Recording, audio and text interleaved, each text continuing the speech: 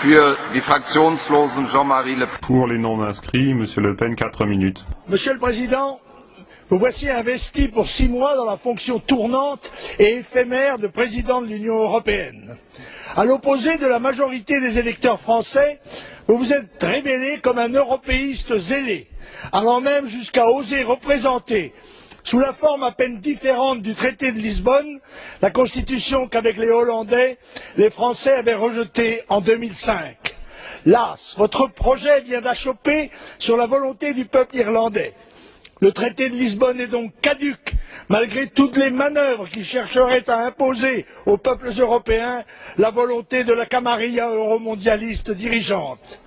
Jeune député, j'avais, en 1957, voté contre le traité de Rome, première étape d'un processus qui devait conduire, selon ses promoteurs, Monnet et Koudenov-Kalergi, entre autres, aux États-Unis d'Europe. Cette tour de Babel ne pouvant être construite que sur les décombres des nations, et d'abord de ma patrie, la France, j'en fus depuis l'adversaire résolu. On nous dit que la mondialisation entraîne partout des changements fondamentaux auxquels nous devons nous soumettre. Mais à la vérité, dans le monde, les nations se renforcent, appuyées sur des patriotismes fervents, sauf dans un seul espace, l'Europe, où nations et patries sont bradées, démantelées, démoralisées au profit d'un projet sans puissance, sans identité, tandis que les vagues migratoires étrangères l'envahissent progressivement et que l'ouverture de nos frontières économiques la livre à la concurrence effrénée du reste du monde. Aucune des promesses faites pour que les Européens acceptent la perte de leur indépendance, de leur souveraineté, de leur identité, de leur culture n'a été tenue. Ni la croissance, ni le plein emploi, ni la prospérité, ni la sécurité. Et c'est l'angoisse qui prévaut à l'orée de la crise systémique qui s'annonce, crise énergétique, alimentaire, financière. D'ici là, il est vrai, le manège médiatique continuera de tourner. Hier, l'Euro de football, le tennis à Roland-Garros, demain, les JO de Pékin, et aujourd'hui, la saga miraculeuse d'une icône, Ingrid, qui rit, qui pleure, qui prie, qui va et vient à votre bras fraternel. Dans votre désir d'être le libertador, vous vous êtes fourvoyé dans la voie de la négociation avec les terroristes des FARC.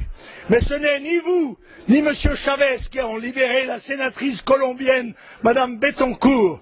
C'est le président Uribe qui, avec ténacité, contre la mobilisation générale du progressisme mondial, a remporté une victoire décisive sur le terrorisme criminel.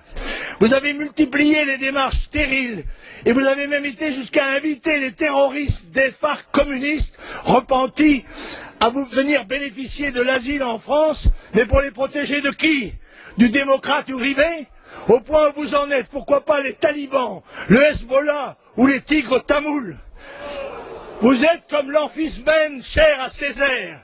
N'en doutez pas, Monsieur le Président, tout votre talent de metteur en scène médiatique ne suffira pas à conjurer les périls qui s'annoncent imminents et que vous devrez affronter avant la fin de l'année. Votre Europe est un vaisseau qui part à la dérive, battu des vents et des flots.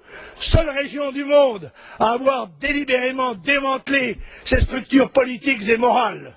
Sans frontières, progressivement envahie par une immigration de masse qui n'en est qu'à ses débuts.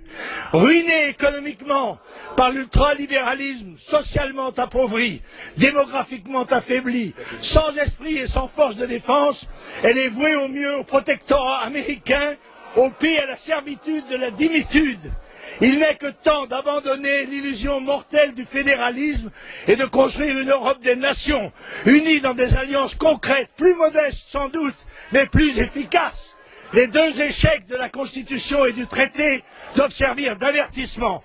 Les peuples d'Europe ne veulent pas de ces projets, ils ne laisseront pas imposer. Quant à vous, Monsieur le Président Le Pen, en vous entendant, je me disais que pendant des années, la France avait eu le grand malheur d'avoir l'extrême droite la plus puissante d'Europe. Mais en vous entendant, Monsieur le Président Le Pen, je suis bien content que ça soit terminé.